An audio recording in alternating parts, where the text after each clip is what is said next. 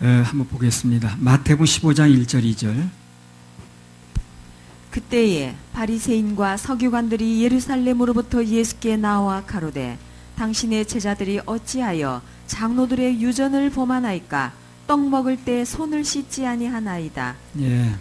저 오늘 마태복음 15장에서 그 강조할 부분 몇 가지 하고 또 반복할 부분 몇 가지 이렇게 해서 말씀을 드리고 15장을 마칩니다. 그래서 반복하다 보니까 이렇게 좀 연결이 좀 이렇게 달락달락 끊어질 수 있는데 하여튼 그 각 장마다 굉장히 중요한 부분이니까 귀담아 들으시면 되겠습니다. 여기 보면 그때 바리새인과 서기관들이 예루살렘으로부터 와서 예수께 당신의 제자들이 어찌하여 장로들의 유전을 범하느냐 이걸 지금 따지는 거예요. 그 한마디로 말하면 그 밥 먹을 때 왜 손을 안 씻냐는 거예요. 그거 따지려고 예루살렘에서 내려온 거예요 지금요. 이 사람들이 모든 관심이 어디 있는 겁니까? 사람들이 세워놓은 전통 여기에 관심이 있는 거예요. 온통 관심이 거기 있는 거예요. 진짜 이 사람들이 관심을 가지려면 당신들은 왜 하나님 말씀과 틀립니까? 이렇게 물어봐야 되는 거거든. 그렇죠? 그 하나님 말씀하고 틀립니다. 라고 말을 해야 되는 건데 그건 얘기를 안 하고 우리들이 만들어 놓은 전통이 있는데 사람들이 세워놓은 전통이 있는데 그거하고 안 맞다는 거예요 지금. 그걸 막 따지는 거예요. 하나님한테. 그래서 사실 제대로 하려면 왜 말씀하고 틀립니까? 이렇게 얘기를 해야 되는 건데 사람들의 전통대로 안 하냐 이렇게 하니까 지금 정답이 나올 수가 없는 거예요. 그게 오늘날도 마찬가지예요. 말씀하고 같냐 틀리냐 이렇게 물어봐야 정답이 나오는 거거든. 그 하나님 말씀 틀림이 없으니까. 근데 그건 얘기를 안 하고 사람들이 만들어 놓은 신학, 전통, 누구누구 한 말 이거하고 자꾸 안 맞다는 거예요. 그리고 정답은 따로 있는데 다른 걸 비교하니까 정답이 나올 수가 없어요? 없는 겁니다. 오늘날도 보면 하나같이 하는 얘기가 그거야. 부흥사 아무개, 뭐 신학교수 아무개, 아니면 제일 큰 교회 누구누구하고 다르다는 거예요. 그 말이. 그런 건 문제 삼는데 그것이 말씀과 같으냐 틀리냐 이건 별로 문제 삼지 않아요. 정답은 말씀에 있는데 그렇게 정답이 나올 수가 없는 거예요. 그래서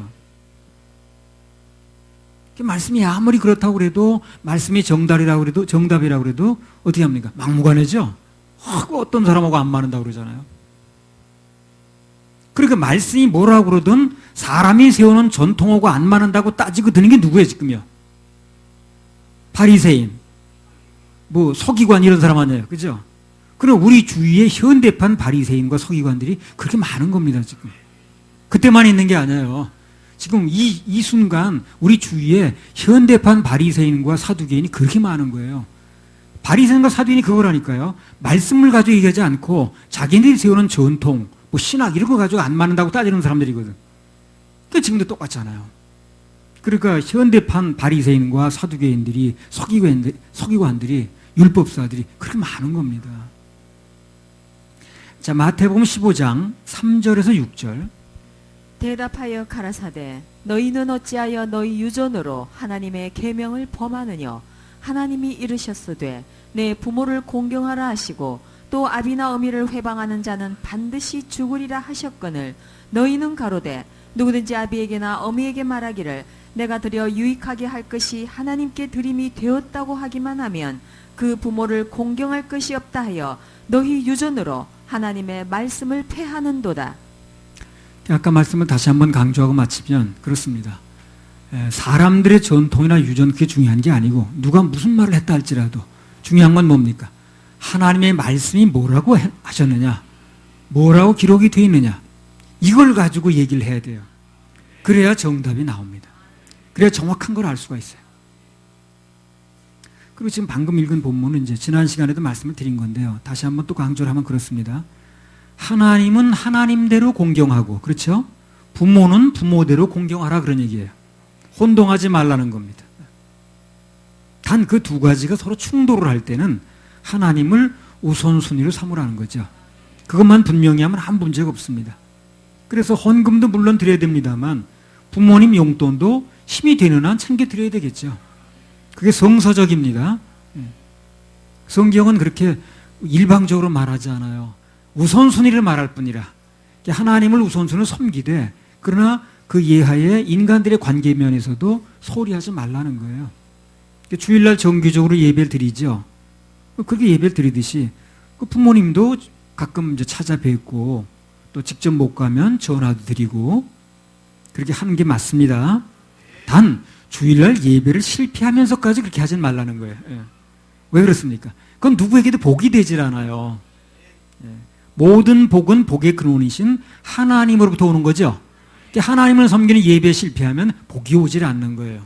복의 근원이 그분이기 때문에. 그래서 복의 근원인 하나님께 대한 예배에 실패하는 것은 아무에게도 좋을 게 없습니다. 뭐 이건 내 말이 아니고요. 하나님께서 그걸 요구하시니까 그렇게 내가 대언을 하는 거예요. 어떤 때 보면 야 저거 무슨 뭐 세상적으로 꼭 무슨 뭐 요구하는 말 같다 이렇게 들릴 수 있거든요. 근데 그게 아니고 하나님 말씀이 그렇다고 한 것을 나는 대언하는 것입니다. 여기까지 살아오면서 느낀 바로는 어른들의 말은 그래요. 그게 하나님 말씀에 어긋나지 않는 한 듣고 마음에 새기니까 다 내 인생에 유리하더라고. 그게 말씀에 어긋나지 않는 한 들어두면 다 유리해요. 어른들이 하는 말은 이론이 아니야 대부분. 다 자기가 살아본 거거든 그게. 살아본 데서 나온 말이기 때문에 실제로 살아본 경험이기 때문에 체험이기 때문에 내 마음에 두면 내가 실제 경험하지 않은 것도 그 말 속에 경험이 있기 때문에 유리하더라고. 아무튼 간에 모든 건 말씀대로 하면 됩니다. 그 말씀 우리 서울교회에 있는 우리 청소년들은 말씀만 기준하고 살면 돼요.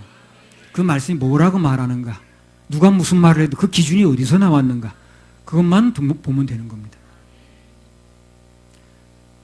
마태복음 15장 7절에서 11절. 외식하는 자들아, 이사야가 너희에게 대하여 잘 예언하였도다. 일렀으되 이 백성이 입술로는 나를 존경하되 마음은 내게서 멀도다. 사람의 계명으로 교훈을 삼아 가르치니 나를 헛되이 경배하는도다 하였느니라 하시고 무리를 불러 이르시되 듣고 깨달으라. 입에 들어가는 것이 사람을 더럽게 하는 것이 아니라 입에서 나오는 그것이 사람을 더럽게 하는 것이니라. 자, 예수님께서 이 땅에 계실 때요, 가장 싫어하신 것 중에 하나가 외식입니다. 외식. 외식이 뭐예요? 겉과 속이 다른 겁니다. 겉은 깨끗이 하려고 신경을 쓰는데 속이 그대로 있는 거예요. 속이. 그래서 우리도 외식이 안 되려면요, 모든 것을 마음의 문제를 볼 줄 알아야 돼요. 마음속의 죄를 해결받아야 됩니다. 그래서 우리는 그런 맥락에서 이 자살주의 같은 걸 다룰 수밖에 없어요. 그래서 사람들이 마음으로 막 절망하고 자기를 미워하고 자살죄를 수없이 범하면서 겉으로는 안 했다고 그러거든. 그걸 주장하거든. 그거 안 맞는 거잖아요.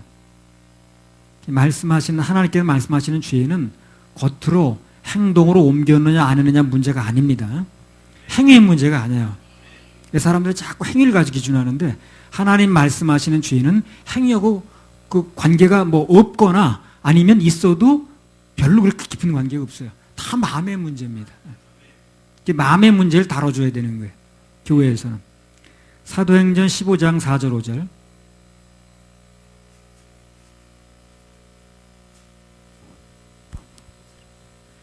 예루살렘에 이르러 교회와 사도와 장로들에게 영접을 받고 하나님이 자기들과 함께 계셔 행하신 모든 일을 말하매 바리새파 중에 믿는 어떤 사람들이 일어나 말하되 이방인에게 할례 주고 모세의 율법을 지키라 명하는 것이 마땅하다 하니라. 자, 이 장면은 뭐냐면요, 바울과 바나바가 이제 사역을 했는데 나가서 이방인들도 믿고 구원받은 사람이 나오더라는 거예요. 청천벽력 같은 얘기입니다. 이게 그 당시에는 이방인은 구원 대상이 아니에요. 걔가 무슨 구원을 받나. 자기네끼리만 구원받고 자기네끼리만 예배드리고 자기네끼리만 천국 간다 이런 얘기였거든. 근데 이방인들이 구원을 받았다고 그러니까 이게 이제 어리둥절한 거예요. 은혜로 그들도 구원받는다, 이렇게 사역복을 하는 거예요 지금. 근데 느닷없이 바리새파 중에서 믿는다는 사람들이 막 일어나가지고 말을 막으면서 그 이방인들도 그렇게 해서 구원받는 게 아니야, 그들도 그렇게 해서 입문은 했는지 모르지만 할례를 받아야 돼. 할례를. 율법을 지켜야 된다고 이제 주장을 하는 거예요. 한마디로 말하면 뭡니까? 예수님 피만 믿어서 되는 게 아니라 율법부터 지켜야 구원을 받는다 그 말이죠. 그래서 정상적인 신앙인이라면 어떻습니까? 그 말 들으면 그 틀렸다고 말할 수밖에 없는 거예요. 그죠? 예. 근데 오늘날 실제로 보게 되면 자신들도 그렇게 말하는 거예요. 사람들이. 성경에 나오는 그 바리새파 사람들은 틀렸다고 말하면서 실제로는 자기도 그렇게 말을 하는 거예요. 지금. 몰라서 속는 겁니다. 뭐 자살죄만큼은 생명에 관한 죄라 지으면 지옥이다. 그런 건 간단히 말하면, 바꿔 말하면 율법을 지켜야 구원이란 말하고 같은 말이거든, 그게. 예. 10계명 중에 6계명에 살인하면 안 된다 그랬으니까, 살인하지 말라고 그랬으니까, 자살이든 타살이든 살인이거든. 살인하면 안 된다는 그 율법을 말하는 건데 그걸 모르더라고, 사람들이. 예. 자기 입으로 말하면서 그게 뭘 말하는지 모르는 거예요. 그게 속는 거죠. 그 죄를 지으면 예수님 보혈로도 덮을 수가 없다. 예, 그 말이 오늘 그 바리새인들이 말하는 사상하고 똑같은 겁니다. 율법도 지켜야 된다는 말이나 똑같은 것인데 그걸 모르는 거예요, 자기들이. 자기 입으로 말하면서 주제만 할례냐 자살이냐 이것만 바뀐 거예요, 지금요. 똑같습니다, 얘기가. 그 당시에는 할례를 가지고 얘기를 한 거고 오늘날은 이 문제가 대두됐기 때문에 한국에 자살률이 많다 보니까 주제가 바뀐 것뿐이지 원리는 똑같은 거예요. 다 예수님 피로 되는 것이지 예수님 보혈로 덮는 것이지 그게 사람의 행위로 되는 게 아닌 거예요. 자, 마태복음 15장 12절에 14절. 이에 제자들이 나와 가로되 바리새인들이 이 말씀을 듣고 걸림이 된 줄 아시나이까. 예수께서 대답하여 가라사대 심은 것마다 내 천부께서 심으시지 않은 것은 뽑힐 것이니 그냥 두어라. 저희는 소경이 되어 소경을 인도하는 자로다. 만일 소경이 소경을 인도하면 둘이 다 구덩이에 빠지리라 하신대. 12절만 다시 읽어보세요. 이에 제자들이 나와 가로되 바리새인들이 이 말씀을 듣고 걸림이 된 줄 아시나이까. 저희 제자들이 예수님께 나와서 말하기를 바리새인들이 이 말씀을 듣고 예수님의 하신 말씀을 듣고 걸림이 됐다는 겁니다. 지금 바리새인들의 특징이 뭐예요? 말씀 듣다 걸리는 사람들이에요. 그게 바리새인이고 그게 서기관이고 그게 사두개인입니다. 말씀 듣다 걸리는 사람. 현대판 사두개인이 그 바리새인이 참 많아. 그 말씀 듣다 왜 걸립니까? 그러면 듣다 보니까 어쩐지 자기들 들으라고 하는 얘기 같은 거야. 그게 걸려 넘어지는 거예요. 좀 이따 말씀을 드리겠습니다만 사실 그것은 예수님께서 그들을 사랑하셔서 하는 말씀이에요. 사랑하셔서 하신 말씀이에요. 근데 오늘날도 보면 이 바리새인과 같은 생각을 가진 사람들이 참 많습니다. 뭘 좀 사랑으로 권면해주면 저 목사는 오늘 나 들으라고 저렇게 치고 있어 그냥. 그래가지고 시험 들고 넘어져. 냉정히 생각해보면요 시험거리가 아니야 이거는요. 걸려 넘어질 일이 아닙니다. 그것은 오히려 그 사람이 얼마나 특별한 사랑을 받고 있는 건지 몰라요.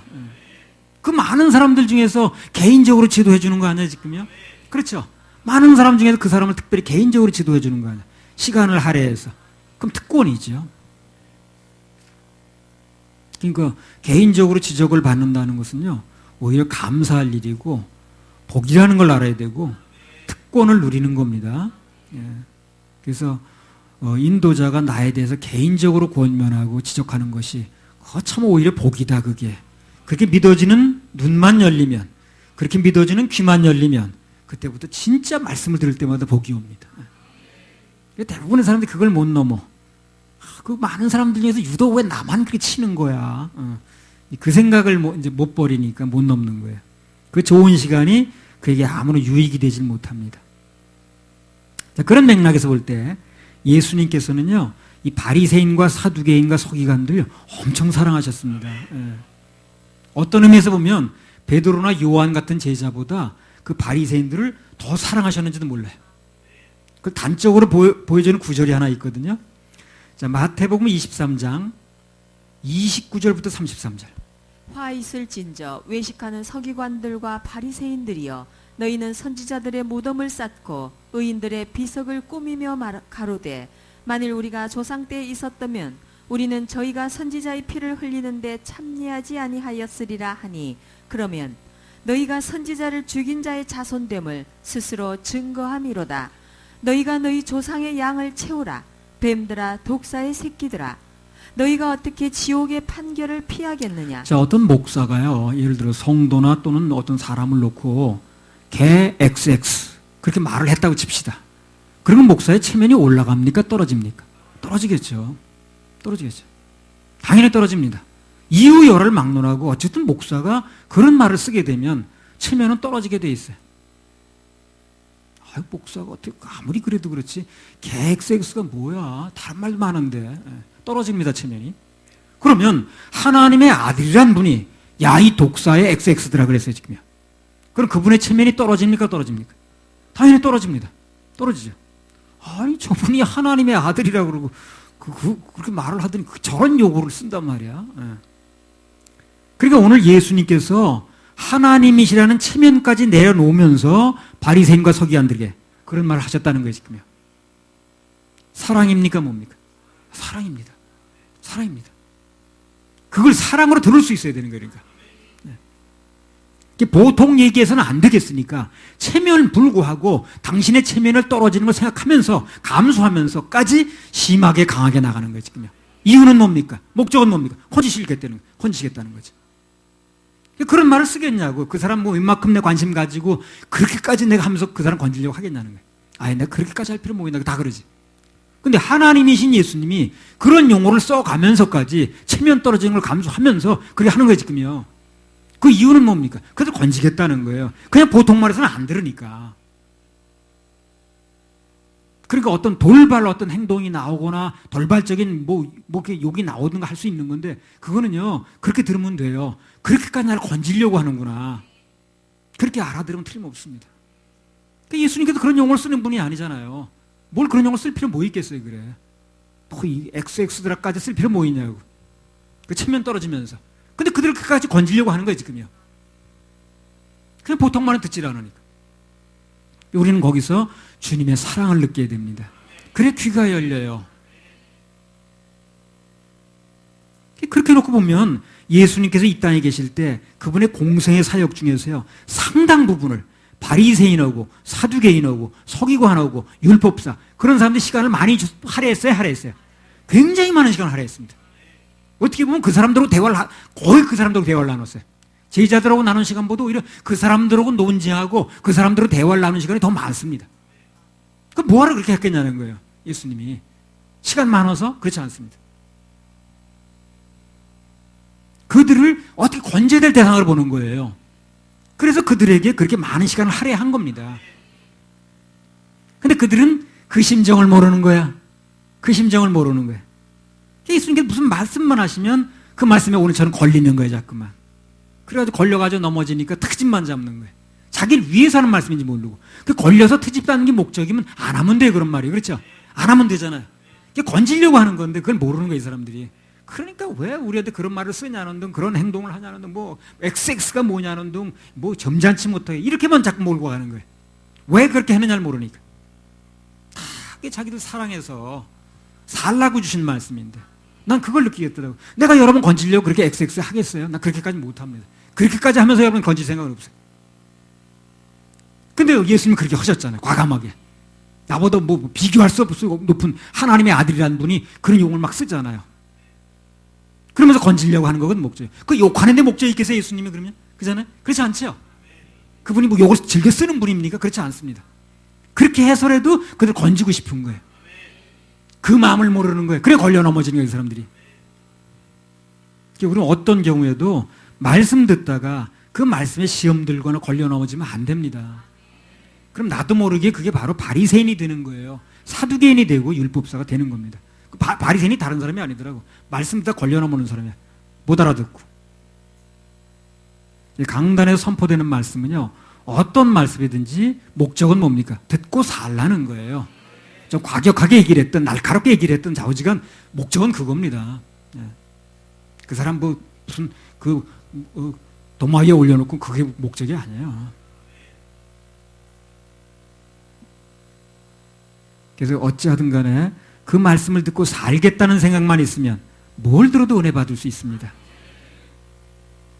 그러니까 내가 이 부분에 오늘 어려움이 있는데 주여, 오늘 내가 붙잡을 수 있는 말씀을 주옵소서.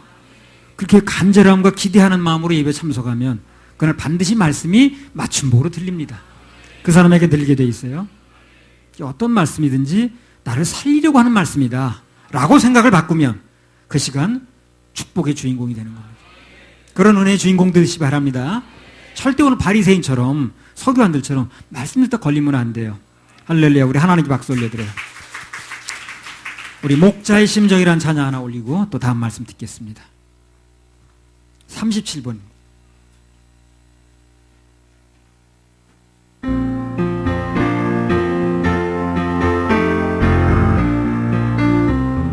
목마른 사슴이 목마른 찾는 시냇물 찾 나의 주님 이 죄인 나의 주님 이 찾으셨도다.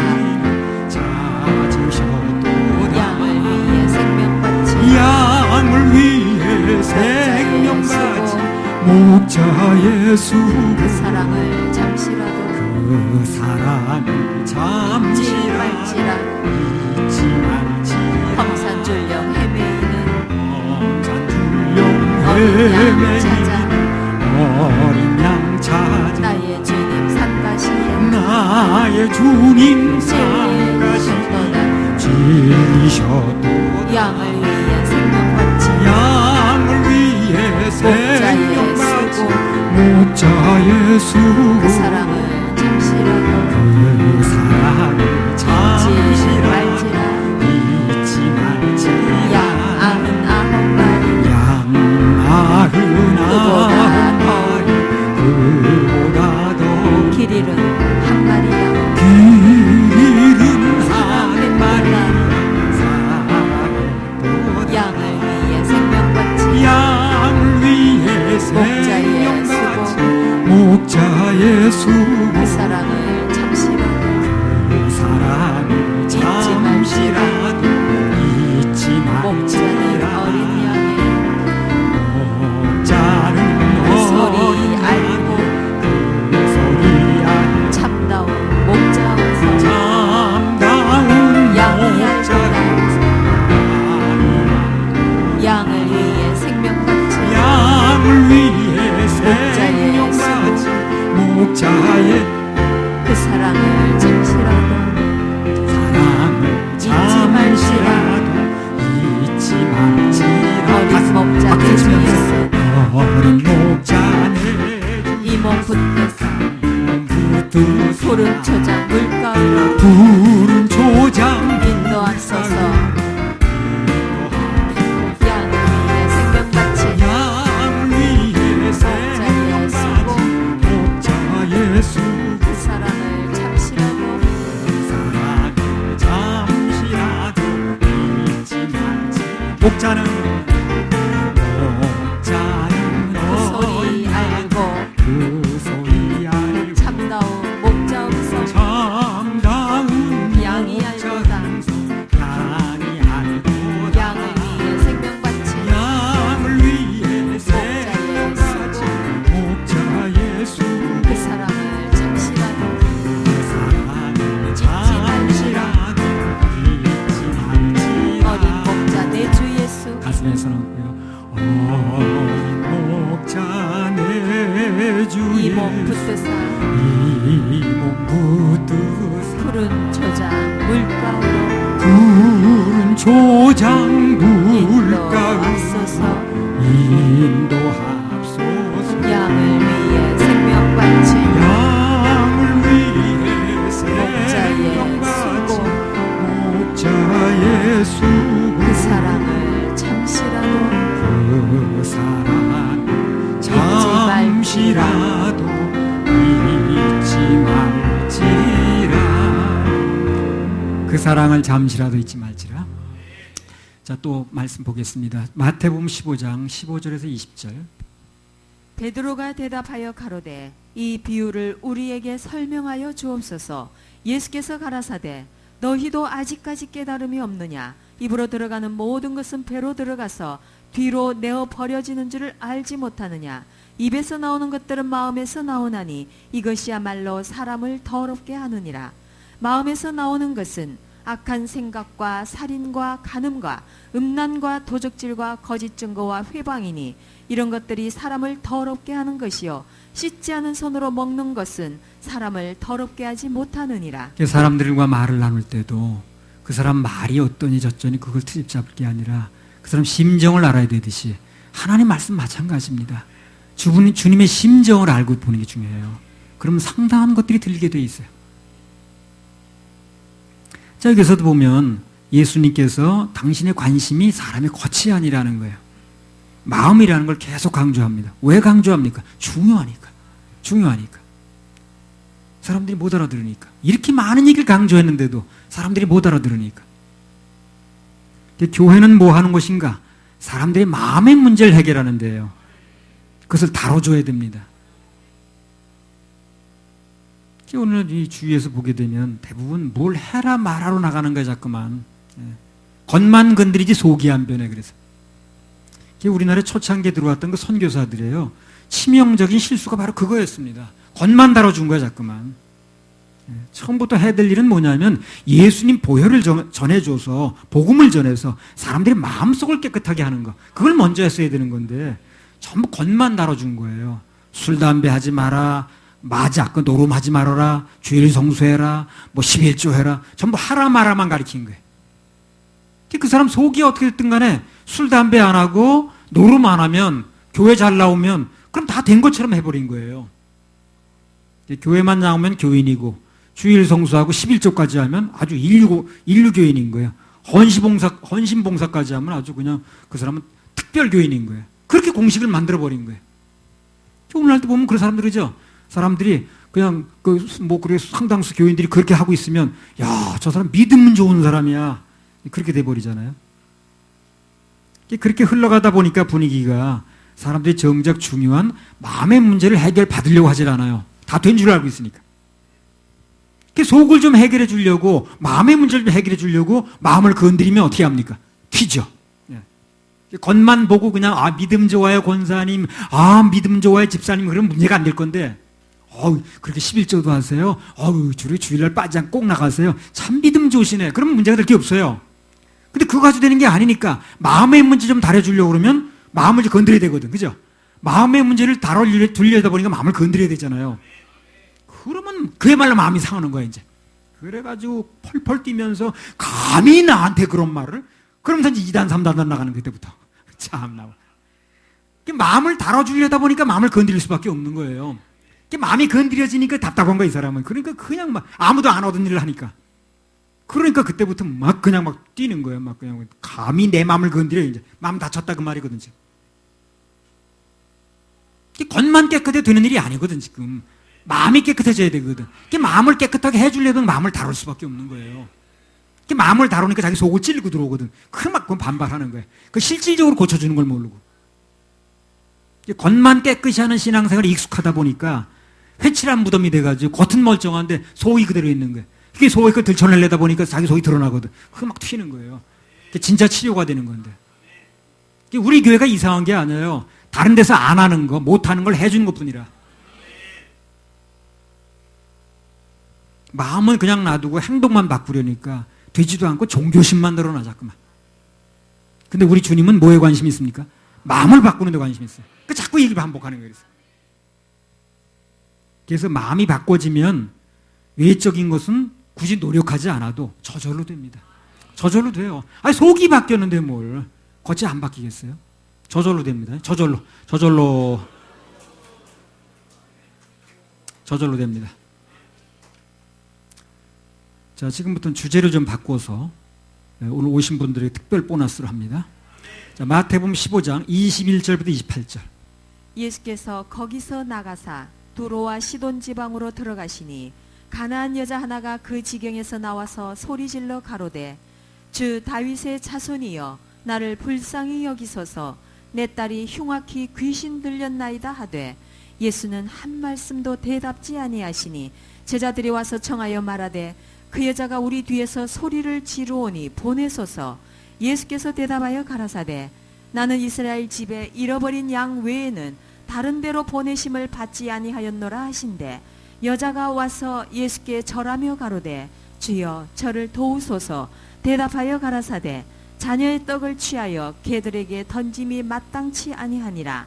여자가 가로되 주여 올소이다마는 개들도 제 주인의 상에서 떨어지는 부스러기를 먹나이다 하니, 이에 예수께서 대답하여 가라사대 여자야 내 믿음이 크도다. 내 소원대로 되리라 하시니 그 시로부터 그의 딸이 나으니라. 자, 23절에 보면요, 가나안 여인이 예수님께 나와서 호소를 합니다. 내 딸이 흉악한 귀신이 들렸다는 거예요. 귀신도요, 조금 점잖은 귀신이 있어요. 좀 조용한 귀신이 있고요. 아주 흉악한 귀신이 있어. 좀 점잖은 귀신은 하루 종일 웃기만 해요. 예. 근데 기분은 되게 나빠. 그래도 하여튼 좀 난동은 안 부려요. 근데 흉악한 귀신은 하루 종일 막 난동 부리고 또 뭐라고 표현하나, 좀 추잡한 귀신이라고 그러나, 뭐 벗구나된 귀신도 있고 또 그래요. 예. 흉악한 귀신이 들렸다는 거예요. 그래서 이제 간절히 호소를 했는데 예수님이 한 말씀도 대답을 안 하는 거예요. 가타부터 대답이 없어.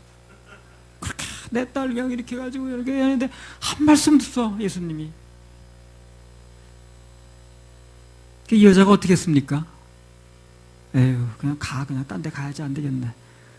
그렇게 하지 않고요, 계속 소리 질렀습니다. 그것도 뭐 되는 사람은 한 번 더 소리 지르더라고. 그 바디메오도 막 조용히 하라고 그러니까 더 소리 질렀다고 그랬죠. 뭐 되는 사람은 한 번 더 소리 지르더라고. 그래서 그냥 뭐 좀 늦어지고 좀 그러면요, 에이 안 되나 봐 그러지 말고 한 번 더 쭉 소리 질러요. 계속 소리 지르니까 24절에 예수님께서 한 말씀 하신다는 말씀이, 나는 이스라엘의 집에 잃어버린 양 외에는 다른 데를 보내시는 받지 않았다 그랬어요. 이방인이라 관심이 없다는 거예요. 또 소리를 막 질렀더니 한 말씀 하신다는 게 그냥 이방인이라는 관심이 없다. 너 이방인이지? 난 관심이 없거든. 그렇게 나오는 거예요. 그럼 또 사람들이 여기서 또 2차 시험에서 쓰러져. 관심도 없어. 나는 저 예수님이 정말 사람 차별하네 정말. 나는 관심도 없다고, 이방인이라고 그냥 아주 그냥 가라 그러네 그냥. 그래가지고 가 그러면 아이고. 근데 이 여자는 그게 아닌 거야. 이제 이 여자 끝까지 이제 된 이유도 나중에 나오겠습니다만, 그 다음에 이 여자도 뭘 합니까? 절을 하는 거야, 절을 그냥. 이재용 형. 절을 막 하면서 자기를 도와달라고 그랬어요. 절까지 하면서 막 도와달라고 그러니까 26절에 또 예수님 뭐라고 그러셨냐면, 한 말씀 더 하셨는데, 자녀의 떡을 취하여 개들에게 던지기 마땅치 않다. 또 그랬어요. 이건 또 굉장히 모욕적인 말이거든요. 아까 이방인까지만 했어도 그냥 들어줄 만했는데, 이건 뭐 개한테 줄 수 없다 이렇게 나와버리니까, 이거 사람을 앞에 놓고 완전 개 취급하는 거 아닌가. 그러니까 정말 이거는 정말 받아내기 어려운 말씀이 나온 거죠. 아무리 내가 좀 병 고치러 왔기로 서니 정말, 어떻게 이가영자면 그렇잖아. 아무리 내가 병 고치러 왔기로 서니 그렇게까지 정말 할 수 있는 겁니까 정말. 근데 27절에 또 여자가 뭐라 그럽니까? 여자가 가로되 주여 오라요 오라요 올소이다. 많은이 중요합니다. 많은 개들도 제 주인의 상에서 떨어지는 부스러기를 먹지 않습니까? 부스러기를 먹어야겠다는 얘기죠 지금요. 그러니까 예수님이 두 손을 다 드셨어. 예수님보다 이긴 사람이야 이 사람이. 28절에 뭐라 합니까? 예수님이 여자야 내 믿음이 크다. 내 소원대로 되라. 결제가 떨어졌습니다. 결제. 자, 그러면 중요합니다. 이 여인이 이렇게 많은 어려움을 겪으면서까지, 이렇게 어려움을 감수하면서까지 이 버틸 수 있는 힘이 어디서 왔냐는 거예요. 이걸 우리가 좀 알 필요가 있어요. 이런 말 듣고 견딜 사람 몇이나 되겠어요, 그래. 아무리 좀 어려움을 겪기로서니 너는 개야, 유아라, 너고 이렇게 됐는데 그걸 견딜 사람 몇 명이나 되겠냐고. 근데 이걸 견뎠거든요, 여자가. 그리고 견딜 수 있는 힘이 어디서 왔냐는 거예요. 그걸 우리가 알 필요가 있어요. 정답은 뭡니까? 그 여자의 생각에 오직 예수님만이 자기 딸의 병을 고칠 수 있다고 생각합니다. 그래 견디는 거예요. 딴 데 길이 있다고 생각하면 가보겠죠. 근데 여기 외에는 길이 없다고 생각하는 거예요. 그럼 견뎌야지 어떻게 하겠어요? 여기 외에는 길이 없다는데. 그래서 견디는 거예요. 여기 외에 길이 없다고 생각하면 견디는 거예요. 근데 딴 데 길이 있다고 생각하면 가봐야지 뭐. 근데 딴 데 가봤자 길이 없으니까 견디는 거예요. 그게 최후 버틸 방법이 바로 그겁니다. 그러니까 이 여자가 저기 어디 가면은 무슨 의원이 잘 고친대. 그럼 또 가보겠지. 근데 예수님 외에는 길이 없다고 생각하는 거예요. 그래 어쨌든 있어야 돼 여기 버텨야 되는 거예요. 길이 없으니까. 그래서 버티는 거예요. 예수님 아니면 안 된다는 믿음이 있는 거예요. 그러니까 수모를 견디면서도 견디는 겁니다. 다른 데 갈 수 있으면 가는 건데 가봤자 안 된다고 생각하는 거예요. 이에 예수께서 대답하여 가라사대 여자야 내 믿음이 크도다. 내 소원대로 되리라 하시니 그 시로부터 그의 딸이 나으니라. 그러니까 이 여자가 지금 그 믿음이 있는 겁니다. 믿음이 크다고 그랬는데 큰 믿음이 예수님밖에는 안 된다는 오직 예수라는 그 믿음이 큰 믿음이에요. 가장 큰 믿음이 그겁니다. 뭐 어떤 누구의 말에 의하면 그건 큰 믿음이 아니에요. 결국 그 여자는 오직 예수님만을 믿은 결과 마침내 딸의 병을 고침 받았습니다. 받았습니다. 네. 그러니까 여기서 얻을 수 있는 교훈은 뭐냐? 얻을 수 있는 교훈은 뭐냐면 오직 예수님만을 믿은 결론은 언제나 기쁨입니다. 예수님만을 믿었는데 슬픈 경우는 없어요. 오직 예수님만을 믿은 사람은 언제나 결론은 기쁨입니다. 중간에 어떤 과정을 겪었든 간에 오직 예수님만을 믿은 사람은 결론은 기쁨입니다. 그렇죠? 기쁨이죠. 따라합니다. 믿음의 결론은 기쁨입니다. 이 말 명심하세요. 믿음의 결론은 기쁨입니다. 중간에 어떤 과정을 겪든 끝까지 오직 예수님만을 믿은 사람은 결론은 기쁨입니다. 해피엔딩입니다. 또 해보세요. 해피엔딩. 그래서 주님께서 눈여겨보시는 것은요, 우리 속에 있는 뭡니까? 믿음입니다. 믿음을 눈여겨보세요. 바로 믿음을. 그 여자가 뭐 잘생겼냐 못생겼냐 미스코리아 뭐 선이냐 이게 중요한 게 아니고 그 속에는 믿음이 뭐냐는 거예요. 더 구체적으로 말하면 오직 예수님만을 믿느냐. 구원도 그래 받아요. 우리가 주장하는 거 그거 아니에요? 오직 예수만 믿어야 된다는 거죠. 근데 예수 믿는다는 사람 많아. 근데 예수만 믿질 않아요. 그래서 문제가 되는 거예요. 성경에 보게 되면 예수님께서 칭찬을 하신 경우는 대부분 뭐냐 하면 그들이 가지고 있는 믿음을 칭찬하는 거예요. 믿음을. 그걸 칭찬했어요. 그들이 가지고 있는 믿음을 칭찬했습니다. 꾸중하신 경우는 믿음이 없을 때 그들이 무슨 못생겼냐 무슨 뭐 가진 게 없냐 무슨 배운 게 있냐 없냐 가방끈이 그걸 얘기를 하는 게 아니라 믿음이 없으면 꾸중하는 거예요. 믿음이 없어요. 믿음이 있으면 칭찬, 믿음이 없으면 꾸중을 하는 거예요. 자, 마태복음 8장 8절에서 10절. 백부장 얘기 나오자 한번 읽어보세요. 마태복음 8장 8절에 10절. 백부장이 대답하여 가로되 주여 내 집에 들어오심을 나는 감당치 못하겠사오니 다만 말씀으로만 하옵소서. 그러면 내 하인이 낫게 쌈나이다. 나도 나무의 수하에 있는 사람이요 내 아래도 군사가 있으니 이더러 가라 하면 가고 저더러 오라 하면 오고 내 종도로 이것을 하라 하면 하나이다. 예수께서 들으시고 기이 여겨 좇는 자들에게 이르시되 내가 진실로 너희에게 이르노니 이스라엘 중 아무에게서도 이만한 믿음을 만나보지 못하였노라. 자, 예수님께서 백부장 그 말 속에 들어있는 뭘 칭찬합니까? 믿음을 칭찬하는 거예요. 그 말 속에 믿음이 있는 거예요. 예수님 앞에서는요, 그 사람의 말이 기냐 짧으냐, 어눌하냐 달별이냐, 뭐 유식하냐 무식하냐, 그게 중요한 게 아니에요. 그 마음 속에, 그 말 속에 믿음이 있느냐. 그게 중요한 겁니다.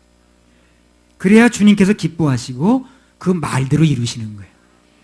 히브리서 11장 6절.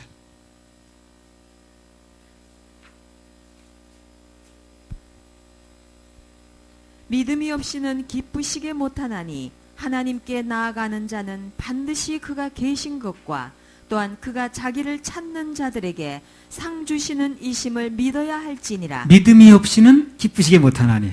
그럼 믿음이 있으면 기쁘게 한다는 거죠.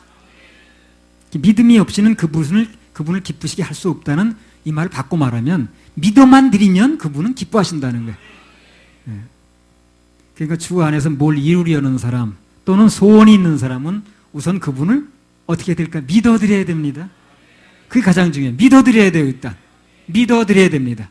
일하실 주님, 해결하실 주님, 공급하실 주님, 마음을 돌려주실 주님, 문제를 뚫으실 주님, 지혜를 주실 주님, 공급하실 주님, 고쳐주실 주님, 믿어드려야 돼. 믿어드려야 돼. 자, 마태복음 8장 7절 8절.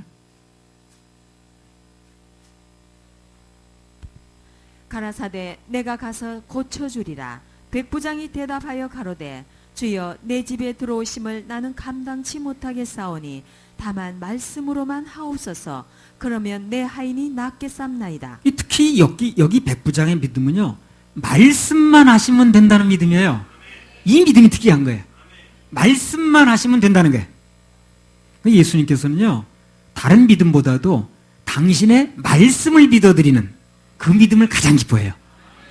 그분이 하신 말씀을 믿어드리는, 불이 번쩍했다라든가, 뭐가 뜨거웠다든가, 이런 것보다도 말씀을 믿어드리는 그 믿음을 가장 기뻐하시고 칭찬하십니다. 이 진짜 영향력은요, 행동에 있지 않습니다. 말에 있어요, 말에. 진짜 상처도 행동보다는 말 때문에 상처받죠. 말이 더 위력 있는 거예요. 그래서 이 백부장은 예수님의 권세를 믿는데, 특별히 그 말씀의 권세를 믿는 사람이라, 이 사람이. 말씀의 권세를 믿는 사람이라. 그래서 예수님의 말씀을 믿는 사람이 진짜 예수 믿는 거예요. 오늘 중요한 얘기 많이 나옵니다. 예수님의 말씀을 믿는 사람이 진짜 예수 믿는 거예요. 그 예수님 말씀이 어떻게 했든 간에 그냥 딴 것만 주장하는 사람은 말은 예수를 믿는 건데 예수 믿는 게 아니라, 예수님의 말씀을 믿는 사람이 진짜 예수 믿는 겁니다. 그래서 말씀이 믿어지면 권능이 나타나는 거예요. 자, 마태복음 8장 13절. 예수께서 백부장에게 이르시되 가라 내 믿음대로 될지어다 하시니 그 시로 하인이 나으니라. 자, 여기 자세히 보면요, 예수님께서 뭐라고 그러셨습니까? 네 하인이 난다고 그러지 않았어요. 그렇게 말하지 않았습니다. 그죠? 난다고 말하지 않았죠. 그럼 어떻게 말했습니까? 내 믿음대로 된다고 그랬어요. 믿음대로. 이 말씀대로라면 백부장이 자기 하인이 살 줄 믿었으면 사는 거예요. 그렇죠? 아유, 살긴 뭘 사, 죽을 거야. 그랬으면 죽는 거예요. 난다고 말한 게 아니에요. 내가 믿은 대로 된다는 거예요. 이 말이 굉장히 중요한 거예요. 그래서 백부장이 자기 하인이 난다고 믿었으면 낫는 거고, 낫긴 몰라, 죽지. 그렇게 믿었으면 죽는 겁니다. 그래서 나쁜 환경이 문제가 아니라 그보다 훨씬 더 나쁜 게 뭐냐면 불신에서 나오는 절망이에요. 그게 더 나쁜 거예요. 아무튼 그래서 믿음의 결론은 뭡니까? 그 하인이 낫다는 거예요. 응답받았다는 겁니다. 그래서 이것을 일반적인 원리로 좀 바꿔서 말을 한다면 믿음은 우리의 필요를 채워줍니다. 믿음은 뭘 채워줘요? 우리의 필요를 채워줍니다. 필요가 뭔지 그 필요를 채워줘요. 믿음은. 그래서 병 낫는 것, 문제 해결이 나의 필요라면 믿음은 하나님의 필요입니다. 내 필요는 해결되는 거예요. 하나님의 필요는 믿음이라니까요. 하나님의 필요는 믿음이에요. 내 필요는 낫는 겁니다. 내 필요는 해결되는 거예요. 내 필요는 공급되는 거고 여러 가지 내 소원이 이루어지는 건데 하나님의 필요가 있다는 거예요. 하나님의 필요는 우리의 믿음입니다. 믿어드리는 거예요. 그게 채워져야 돼. 그래서 내 필요를 채우기 전에 먼저 그분의 필요를 채워야 돼요. 뭘로? 믿어드림으로. 그러니까 예수님께서는 우리가 그분께 문제를 가지고 나오기 전에 먼저 믿음을 가지고 나오길 바라는 거예요. 믿음을 가지고 나오길 바라는 거예요. 그래서 필요와 믿음이 만나면 기적이 일어납니다. 단 그 기적의 주인공이 되려면 방금 말씀드린 대로 먼저 하나님의 필요를 채워드려야 된다는 거예요. 그 과정에서 나의 필요는 저절로 채워집니다. 그래서 믿음, 즉 예수님만을 믿는 믿음은 모든 해결의 열쇠입니다. 영혼 구원도 오직 예수님만을 믿어야 되는 거예요. 그래서요. 너희가 그 은혜를 인하여 믿음으로 말미암아 구원을 얻었나니 이것이 너희에게서 난 것이 아니야 하나님의 선물이라. 행위에서 난 것이 아니니 나에게서 난 게 아니라는 거예요. 나에게서 난 것이 아니고 오직 하나님의 선물이라. 행위에서 난 것이 아니니 이는 누구든지 자랑치 못하게 합니다. 하나님으로부터 났다는 거죠. 그걸 믿어야 된다는 거예요. 이 말씀이 바로 그 말씀이에요. 자, 다시 본문 마태복음 15장으로 돌아갑니다. 15장 28절. 이에 예수께서 대답하여 가라사대 여자야 내 믿음이 크도다 내 소원대로 되리라 하시니 그 시로부터 그의 딸이 나으니라. 예. 그래서 예수님께서는 가나안 여인의 믿음을 칭찬했습니다. 그렇죠? 그러니까 그 개 취급을 받으면서까지 절망하지 않고 이대로는 물러설 수 없다 내가. 그걸 믿음으로 보시는 거예요. 믿음으로 보시는 거예요. 그러니까 칭찬하는 거예요, 그걸요. 나 이대로 물러설 수 없다는 거예요. 물러설 수 없는 이유가 그거예요. 딴 데 가봐도 안 된다는 거예요. 그래서 우리가 뭐가 되려면요, 예수님이 아니면 더 이상 길이 없다고 말해야 돼요. 그렇게 말해야 됩니다. 주 나를 박대하시면 내 어디 가리까. 예수님이 아니면 난 더 이상 길이 없습니다. 이렇게 말을 해야 돼요. 그리고 끝까지 그분을 믿어드려야 됩니다. 끝까지가 중요합니다. 끝까지. 예수님은 내 생의 마지막 종점입니다. 더 이상 길이 없습니다. 라고 고백할 때 정말 길 대신 주님께서 길이 되어주시는 거예요. 할렐루야, 길 대신 주님께. 이게 있는 거예요. 그래서 이 여자가 견딜 수 있었던 거예요. 견디는 이유가 바로 겁니다. 이게 우리에게 이제 들려주신 교훈이 이거라. 길이 거기밖에 없어야 된다는 거예요. 길이 여러 개 있는 사람은 그 길을 가보는 거예요. 가보더라고. 그러니까 안 되는 거예요. 길은 예수 앞에 있는데. 예수께서 가라사대 너희에게 떡이 몇 개나 있느냐 가로되 7개와 작은 생선 2마리가 있나이다 하거늘 예수께서 무리를 명하사 땅에 앉게 하시고 떡 7개와 그 생선을 가지사 축사하시고 떼어 제자들에게 주시니 제자들이 무리에게 주매 다 배불리 먹고 남은 조각 7강주리에 차게 거두었으며 먹은 자는 여자와 아이 외에 4,000명이었더라. 이 본문을 놓고 옛날에 2014년도에 벌써 옛날이네. 우리 윤정 자매가 질문을 한 적이 있어요. 그거 잠깐 다시 반복하고 이제 마치겠습니다. 꼭 반복할 필요가 있어서 하는 거예요. 그때 질문 내용이 뭐였냐면 이 마태복음의 14장에 뭐가 나옵니까? 오병이어 나오죠. 오늘 15장에 7병이어가 나왔거든. 둘 다 기적인데 사람들 편에서 볼 때 오병이어의 기적이 14장에 나왔고 오늘 15장에 7병이어의 기적이 나왔는데 7병이어는 뭡니까? 떡 7개와 물고기 2마리. 오병이어는 떡 5개와 물고기 2마리 그런 얘기예요. 떡병자입니다. 어쩌는 고기였자고. 근데 사람들이 왜 오병이어의 기적을 더 많이 알고 왜 그것을 더 이야기하느냐 그게 질문이었거든요. 그렇죠? 그게 질문이었죠. 거기에 대한 답변이 어떻게 나갔냐면요.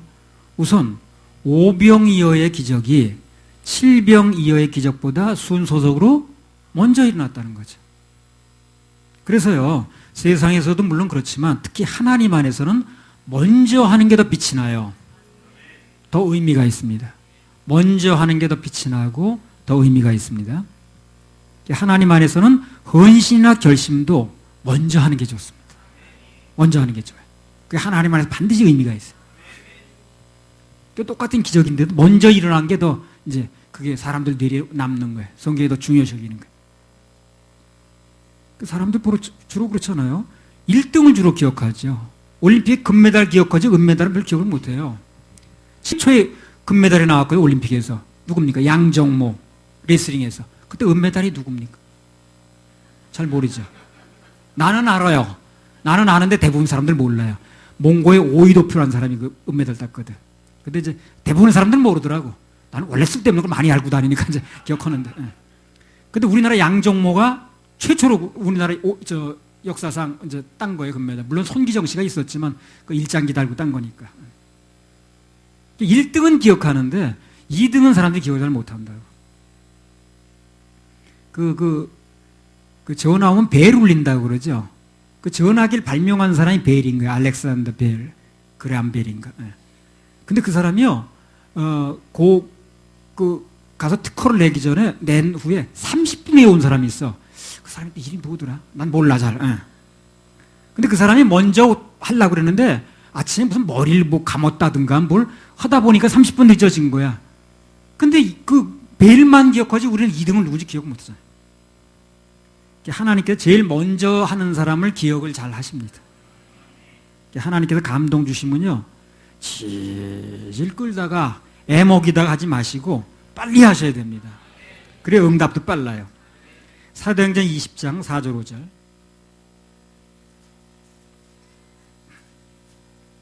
하나님이 기억하시는 명단. 한번 읽어보세요. 아시아까지 함께 가는 자는 베레아 사람 보로의 아들 소바도와 데살로니가 사람 아리스다고와 세군도와 더베 사람 가이오와 및 디모데와 아시아 사람 두기고와 드로비모라. 그들은 먼저 가서 드로아에서 우리를 기다리더라. 한마디로 이 사람들 뭐 하는 사람들이에요? 선발대입니다. 먼저 가서 기다리고 선발대 노릇하는 사람을 다 명단을 기억한다는 겁니다. 지금 의미는 그거예요. 하나님께서는 먼저 가는 사람, 앞서가는 사람, 선발대, 먼저 헌신하는 사람, 먼저 발을 들여놓는 사람, 이런 사람을 주의했어요. 아주 중요하게 여기셔요. 뒤따라가는 사람보다. 그래서 하나님께서 항상 먼저 하는 사람, 앞서가는 사람, 빨리 하는 사람, 자원에서 하는 사람, 그런 사람들 기억한다는 겁니다. 그냥 미적, 끈적끈적, 마지못해, 그냥 그런 사람은 별로예요. 그래서 우리 항상 그걸 주장합니다. 빨리 순종, 빨리 순종, 빨리 응답, 빨리 순종, 빨리 응답, 즉시 순종, 즉시 응답. 이게 중요합니다. 자, 하나님 안에서는 먼저 앞서가 중요하다고 그랬는데 이거 좀 주제를 좀 바꿔서 부활의 순서하고 한번 연결해 보겠습니다. 고린도전서 15장 20절에서 24절. 고린도전서 15장 20절에서 24절. 그러나 이제 그리스도께서 죽은 자 가운데서 다시 살아 잠자는 자들의 첫 열매가 되셨도다. 사망이 사람으로 말미암았으니 죽은 자의 부활도 사람으로 말미암는도다.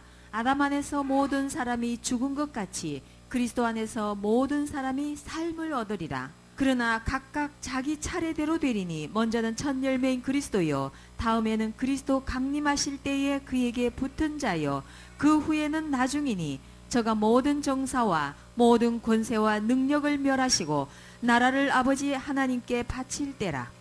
부활은 누구나 예외가 없습니다. 알고 계시죠? 누구나 다 부활합니다.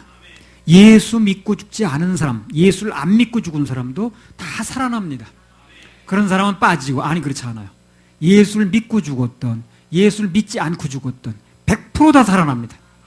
그래서 세상 사람 또 속는 거예요. 그거 죽으면 끝이요, 뭐 있어. 아니 그게 아니에요. 그처럼 새빨간 거짓말이 없어요. 예수를 믿고 죽었던, 믿고 죽지 않았던 다 살아납니다. 근데 중요한 건 순서가 중요하다는 거예요. 그게 순서가 중요해요. 아까 각각 차례가 있다고 그랬죠. 차례가 있다는 순서가 있다는 얘기 아니겠어요? 순서가 중요합니다. 그 순서 하나 때문에 부활이 복된 부활이 될 수 있고, 차라리 안 한 부활만도 훨씬 못한 부활이 될 수 있어요. 계시록 20장 5절 6절. 순서가 얼마나 중요한지 몰라요. 그 나머지 죽은 자들은 그 천년이 차기까지 살지 못하더라. 이는 첫째 부활이라. 이 첫째 부활에 참여하는 자들은 복이 있고 거룩하도다. 둘째 사망이 그들을 다스리는 권세가 없고 도리어 그들이 하나님과 그리스도의 제사장이 되어 천년 동안 그리스도로 더불어 왕노릇하리라. 첫째 부활이란 말이 나왔습니다. 첫째 부활이란 말, 그렇죠? 그럼 둘째 부활도 있는가? 있습니다. 있으니까 굳이 첫째 부활이란 말을 쓰는 거예요. 그렇죠? 첫째 부활이란 말을 쓰는 건 둘째 부활이 있다는 얘기 아니겠어요? 자, 언제가 둘째 부활인가 보세요. 계시록 20장 12절. 또 내가 보니 죽은 자들이 물론대소하고 그 보좌 앞에 섰는데 책들이 펴 있고 또 다른 책이 펴졌으니 곧 생명책이라. 죽은 자들이 자기 행위를 따라 책들에 기록된 대로 심판을 받으니. 그래서 죽은 자들이 심판을 받는다는 건 다시 살아났다고 말이죠. 죽은 자들이 다 서 있다는 얘기가 뭐냐면 살아났다고 말이에요. 죽은 사람이 어떻게 서 있겠어요? 죽으면 눕지. 근데 서 있다는 것은 물온대사하고 다 서 있다는 건 살아났다는 얘기거든. 그래서 살아났는데 뭘 하느냐면 자기 행위를 따라 책들에 기록된 대로 심판을 받더라는 거예요. 살아나서. 근데 이게 두 번째 부활이에요. 심판이 부활입니다. 한마디로. 그래서 두 번째 부활은 뭐냐면 단순히 심판받으려고, 그래서 지옥으로 떨어지는데 심판받으려고 살아나는 부활이라. 그게 의미가 없는 거예요. 부활은 부활인데 의미가 없는 거예요. 그래서 그것은 부활로 치지도 않아요. 진짜 부활은 첫 번째 부활을 해야 됩니다. 그래서 첫 번째 부활을 해서 예수 그리스도와 함께 천년왕국에도 들어가고 영원한 천국에 들어가서 영생하는 거. 그게 진짜 부활다운 부활이에요. 근데 두 번째 부활은 죽으면 차라리 좋겠는데 굳이 살려내서 심판을 하는 거예요. 그래서 지옥으로 가는 거예요. 간단히 말하면 첫째 부활은 천국에서 영생하는 부활이고, 두 번째 부활은 방금 계시록 20장 읽은 것처럼 심판받고 불못에 들어가기 위한 부활이라는 거예요. 그래서 첫 번째 부활하는 자는 복이 있다는 겁니다. 첫 번째 부활에 참여한 자는 천국에서 영생을 하거든요. 두 번째 부활하는 자들은 죽지 않는 몸으로 지옥에서 영원히 지내게 되는 거예요. 그래서 그것을 뭐라 그럽니까? 영벌이라고 그래요. 영벌. 천국에서 영원히 사는 거 영생. 그리고 지옥 가서 영원히 벌 받는 걸 영벌 그래. 영벌이라는 게 뭐예요? 벌이 끝나지 않는다는 거죠. 영생도 끝나지 않고 영벌도 끝나지 않아요. 둘 다 영원히 사는 몸으로 계속 사는 거예요.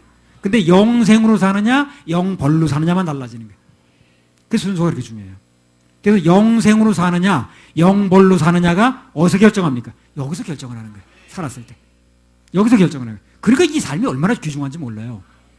그래서 여러분들이 성경 공부도 하는 것이고 구령상담도 하는 것이고 복음도 받아들이는가 말든가 선택을 하는 거예요. 그래서 그런 걸 그걸 모르고 그냥 교회만 다니면 되는 줄 알고 다니니 그게 보통 일이냐고 지금. 영벌과 영생이 기다리고 있는데. 첫 번째 부활이 복된 것이라면 두 번째 부활은요 저주입니다. 그거는요. 그래서 첫째 부활에 참여하는 자들 복이 있다는 말의 의미를 아시겠죠, 여러분요? 첫 번째 부활에 참여해야 되는 거예요. 두 번째 부활은 영벌입니다. 그래서 우리에게 첫째 부활을 주신 주님께 우리 박수 한번 올려드립니다. 순서가 그렇게 중요한 거예요. 뭐든지 첫 번째가 그렇게 중요한 겁니다. 그것도 그 질문이 뭐냐면요. 그러니까 이 부활이 뭐가 중요하냐면요. 첫 번째 부활을 해야 돼요. 그러니까 우리는 첫 번째 부활을 하려고 지금 예수를 믿는 거예요. 안 믿어도 부활은 해요. 가만히 있어도. 근데 그 두 번째 부활이라는 거예요. 부활해가지고 죽지 않은 몸으로 살아나는데 지옥 가서 영원히 산다는 거예요. 이거 죽으면 안 못하지.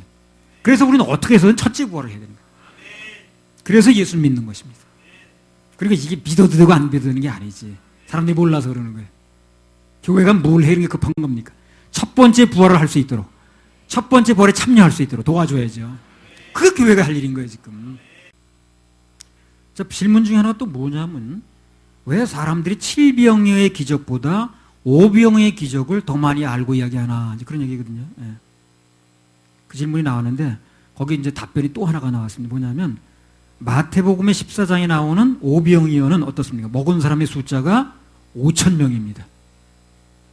5병이어 가지고 보리떡은 5개인데 먹은 사람은 5,000명이에요. 그리고 15장에는 7병이요. 그리고 보리떡은 2개가 더 많은 7개인데 먹은 사람의 숫자는 4,000명이에요. 한마디로 말하면 5병이어는 재료는 더 적게 들어갔는데 먹기는 더 많이 먹었다는 거죠. 자, 그렇다면 두 사건 중에 어떤 것이 하나님의 일하심이 더 크게 나타났나요? 당연히 5병이어죠. 재료가 덜 들어갔는데 역사는 더 많이 나타났으니까. 그래서 주님께서도 5병의 사건을 7병의 사건보다 더 크게 보신다는 거예요. 왜 그렇습니까? 5병이어가 7병이어보다 주님의 일하심이 더 크게 나타났으니까. 그 하나님은 어떤 걸 선호하시는 거예요? 당신의 일하심이 크게 나타나는 걸 선호하는 거예요. 그래서 우리도 매사에 주님의 일하심이 좀 더 크게 나타나는 쪽을 선호하고 그것을 선택할 필요가 있는 거예요. 그래서 그러면 살다가 우리가 큰 시험거리가 왔다고 합시다. 그러면 하나님의 일하심도 크게 나타나겠죠. 그럼 기뻐해야 돼요? 기뻐해야 돼요? 당연히 기뻐해야죠. 당연히 기뻐해야 됩니다. 야, 이거 큰일이 벌어졌네 라고 생각만 할 끝날 게 아니라 그 큰일이 벌어졌다는 건 하나님의 일하심도 크게 나타난다는 거거든. 그래 기뻐해야 돼. 그때는 낙심하지 말고 더 기뻐하면서 그분의 일하심을 기다리면 됩니다. 왜? 하나님께서는 좀 더 크게 일하시는 쪽을 기뻐하시거든요. 그래서 언제 어느 때든지 좀 큰 일이 벌어지면 하나님의 역사도 하나님의 일하심도 하나님의 응답하심도 더 크게 일어나겠구나 기뻐하시기 바랍니다. 할렐루야. 우리 하나님께 박수 올려드려요.